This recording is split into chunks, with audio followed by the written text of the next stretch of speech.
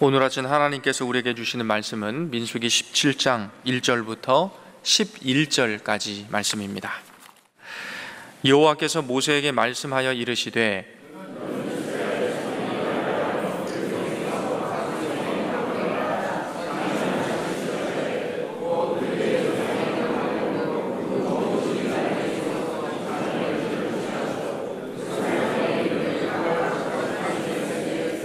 레위의 지팡이에는 아론의 이름을 쓰라. 이는 그들의 조상의 가문의 각 수령이 지팡이 하나씩 있어야 할 것임이니라.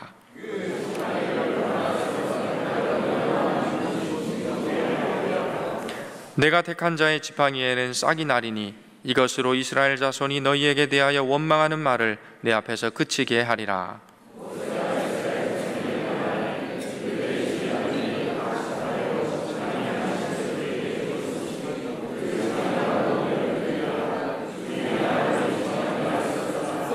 모세가 그 지팡이들을 증거의 장막한 여호와 앞에 두었더라.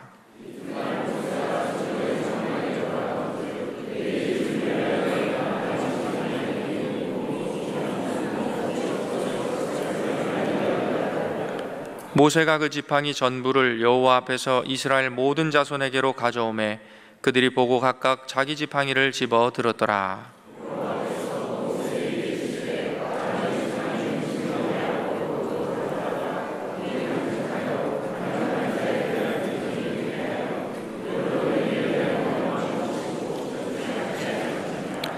모세가 곧 그같이 하되 여호와께서 자기에게 명령하신 대로 하였더라. 아멘. 여러분, 사람이 한번 잘못된 인식을 하게 되면 자신이 잘못되었다라는 것을 알고 빨리 교정하기보다는 계속 그 잘못된 생각을 갖고 끝까지 가는 그런 경향이 있습니다. 모세가 예언한 대로 땅이 갈라져서 고라 자손이 하나님의 심판을 받아서 통째로 삼키움을 받게 됩니다. 그러면 하나님이 참으로 저 지도자 모세와 함께 하시는구나 라고 생각하고 깨닫고 회개해야 되는데, 이 백성들은 너희들 모세와 아론이 여호와의 백성을 죽였다 라고 말하면서 모세와 아론을 또 원망합니다. 쓰러져가는 1세대 광야 1세대의 특징이 불신, 원망, 불평 이런 것들입니다. 그리고 이들의 불신은 계속됩니다. 하나님이 어느 날 모세를 부르셨죠. 그리고는 말씀하십니다. 각 지파의 지휘관들이 가지고 있는 지팡이를 다 거둬라. 그리고 그 지휘관들의 이름을 그 지팡이에 쓰라. 단 레위 지파의 지휘관에게서 거둔 지팡이에는 아론의 이름을 쓰고 그 12개의 지팡이를 증거궤 앞에 두라 라고 명령합니다. 그리고는 말씀하십니다. 내가 택한 지팡이에서는 싹이 나게 될 것이다. 하나님이 누구를 택했는지를 원망이 많은 이스라엘 백성들에게 보여주겠다라는 것입니다. 다음 날 아침에 모세가 증거궤 안으로 들어가니까 무슨 일이 일어났지요? 지팡이에 싹이 나 있었습니다. 싹뿐만이 아니에요. 8절 여러분이 보시면 이튿날 모세가 증거의 장막에 들어가 본즉 레위 집을 위하여 낸 아론의 지팡이에 움이 돋고 순이 나고 꽃이 피어서 살구 열매가 열렸더라. 하나님이 아무 일도 하시지 않는 것 같아서 성도들이 애가 닳는 경우가 있습니다. 저나 우리 성도님들이 어저께 구국 기도회를 했습니다만 참 나라 생각하고 이 민족을 생각하면 걱정이 많지요. 하나님이 언제 어떻게 일하실까 지금 뒷짐지고 계신 것 같고. 근데 여러분, 하나님이 한번 일하시기 시작하시면 화끈하게 일하신다는 거 아십니까? 싹이 나리라 라고 말씀했지 않습니까? 그런데 싹만 났습니까? 싹이 나고 움이 트고 꽃을 피우시고는 하룻밤 만에 열매까지도 맺게 해주신 거예요. 저는 이 구절을 읽으면서 희망이 막 솟아나더라고요. 그래서 이 12지팡에서 하나님이 아론을 택하셨다는 사실이 명백히 입증된 것이지요. 근데 이 17장에 이 묵상하면서 부딪혀오는 것은 단순히 하나님이 아론을 택하셨다라는 것을 보이시는 것만이 아닙니다. 이 지팡이, 살아있는 나무의 기능은 완전히 상실되어 있는 막대기입니다.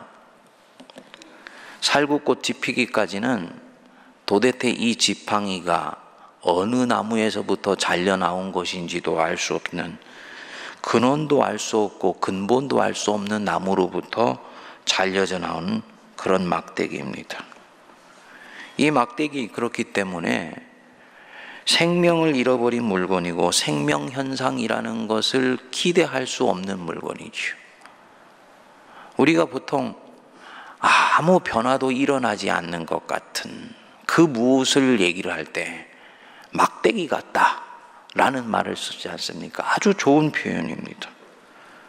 주님이 바로 그 막대기를 택해서 역사를 일으키신 것입니다. 하나님이 택한 지팡이가 되면 생명이라는 것을 기대하고 바라보고 소망할 수 없는 곳에서도 우미 나고 싹이 트고 꽃을 피우고 열매를 맺게 된다는 것입니다.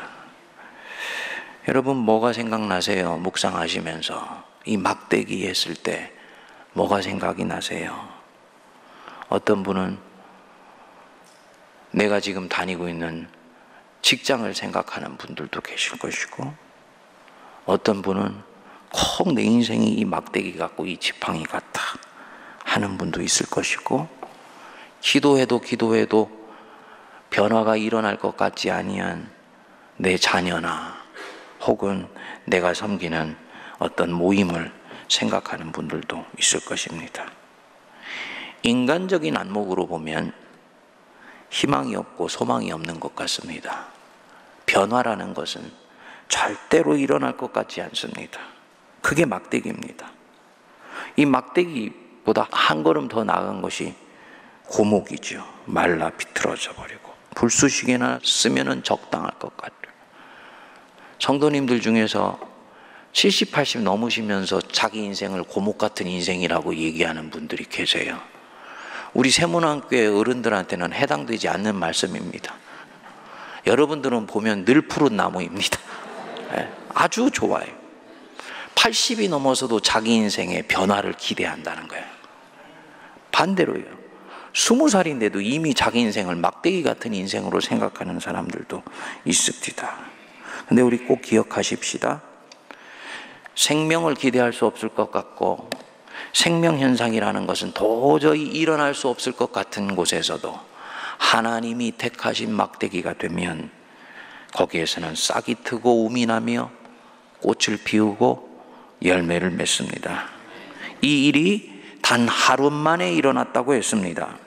멀쩡하게 살아있는 살구씨도 땅에 심겨져서 싹이 트고 우미 나고 꽃이 피고 열매를 맺는데 수년이 걸리는데, 하나님께서 움직이시면 하룻밤 사이에서도 이런 생명 역사는 일어나는 것입니다. 우리 예수님이 하신 말씀 생각나십니까? 예수께서 저희들을 보시며 이르시되 사람으로서는 할 수 없으되 하나님으로서는 다 하실 수 있느니라. 사람의 눈으로 보면은 일어나지 않을 것 같은 일이로되 하나님으로서는 다 하실 수 있느니라. 1950년에 6.25 동란이 터져서 3년 만에 나라가 완전히 거덜이 나버렸습니다. 그 당시에 우리 대한민국은 세계에서 가장 불행하고도 희망이 없는 나라였었습니다. 그런데요, 불과 50년 사이에 세계 12번째 경제 대국이 되었습니다. 그때 살았던 어른들 지금도 살아 계시죠? 여러분, 50년, 60년 뒤에 이런 일들이 일어날 수 있다는 걸 누가 상상이라도 했겠습니까? 세계가 깜짝 놀라서 한강의 기적이라고 얘기를 했습니다. 어찌 그것이 한강의 기적이겠습니까? 하나님이 택한 막대기가 되니까 희망이 없어 보이는 그 막대기에서도 꽃이 피고 열매가 맺히는 것입니다. 그런데 우리가 방심했어요. 그렇죠? 샴페인을 일찍 터뜨렸습니다. 민족의 통일이 이루어지지 않고 저 북한의 헐벗고 굶주린 백성들이 여전히 신음하고 있는데도 우리는 마치 모든 것들을 다 이룬 것처럼 샴페인을 터뜨려 버렸습니다. 주님이 당연히 안 기뻐하시지요. 어저께 강사 교수님이 그 말씀하셨지만 저는 한국 사회의 희망은 우리 한국 교회밖에 없다고 봅니다.